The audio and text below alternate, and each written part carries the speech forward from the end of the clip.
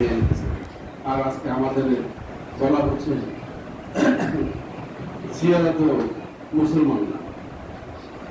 খুব অবাক লাগে, আমি ধরলাম মুসলমান না, কিন্তু মানুষ তো।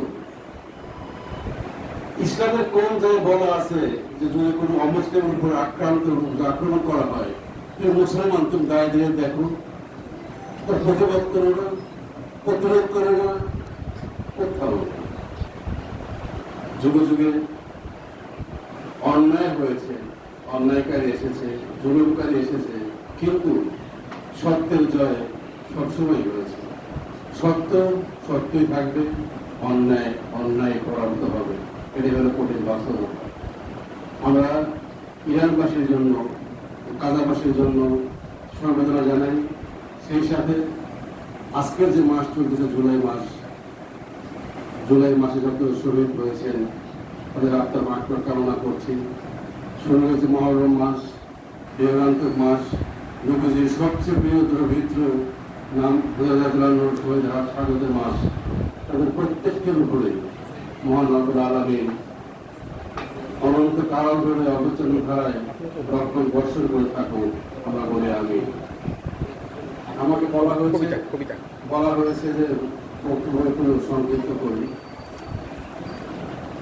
তো আমি আর বক্তব্য দীর্ঘায়িত করবো না। আমি ছোট্ট কবিতা পাঠ করব।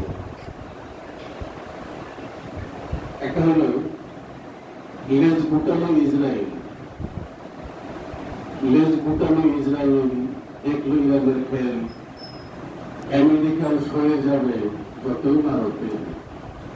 খেলার নাম বাবাজি, হারে হারে টের পেলি, গাজা থেকে উঠতে বলে হারাম জায়গারা গেলি। করলি কত বাহাদুরি, কি পেলি তার ফল, মায়ের কাছে পায় আটকে গিয়ে দেখলি যাত্রা কর। সময় আছে গাজা ছেড়ে, এখন সবাই পালা, নইলে কবর রচিত হবে, বুঝবি মরণ জ্বালা।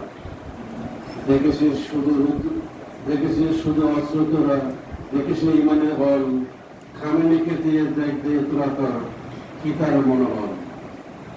এই গুরুর কাছে হেরে গেলি পরাশক্তি তোরা, বৃথা গেল আক্রমণ সব, বৃথা গোল আসর। ভবিষ্যতে যদি আবারও করিস আক্রমণ, পরাজয়ের এই গানের কথা রাখিস তখন স্মরণ।